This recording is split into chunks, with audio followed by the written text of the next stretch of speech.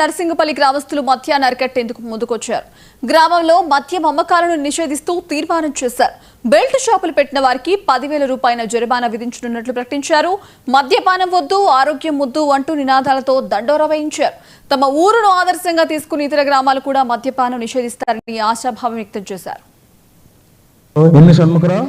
మాది నర్సింగపల్లి గ్రామం టెక్కల మండలంలో నర్సింగపల్లి గ్రామంలో మద్యపాన నిషేధం అనేది మా గ్రామంలో ప్రతి ఒక్కరు కూడా యువత అలాగే గ్రామ పెద్దలు అందరూ కలిసి ఏకతాటిగా ఒక నిర్ణయం తీసుకున్నాం.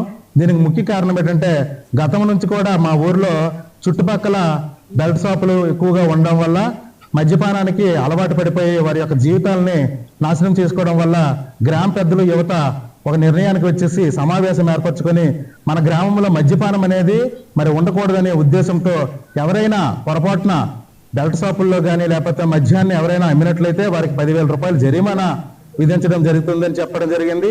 అలాగే గ్రామంలో కూడా ఎవరు మద్యం తాగకుండా ఉండాలని దండోరా కూడా వేయడం జరిగింది. కాబట్టి ఇక నుంచి మా గ్రామంలో ఎక్కడ కూడా మద్యం అనేది ఉండదు. మా గ్రామంను అనుసరించి మిగతా చుట్టు గ్రామాలు కూడా ఇదే వరబడి కొనసాగించి చుట్టూ కూడా మద్యపాన నిషేధం విధించి మంచి భవిష్యత్తు వాళ్ళ గ్రామాల్లో ఏర్పరచుకుంటారని చెప్పేసి మా గ్రామం తరఫున కోరుచున్నాం. షణ్ముఖరావు, మాది నర్సింగపల్లి గ్రామం టెక్కల మండలంలో నర్సింగపల్లి గ్రామంలో మద్యపాన నిషేధం అనేది మా గ్రామంలో ప్రతి ఒక్కరు కూడా యువత అలాగే గ్రామ పెద్దలు అందరూ కలిసి టెక్కల మండలం నర్సింగపల్లి గ్రామం అంటే నా పేరు దారపాపారావు.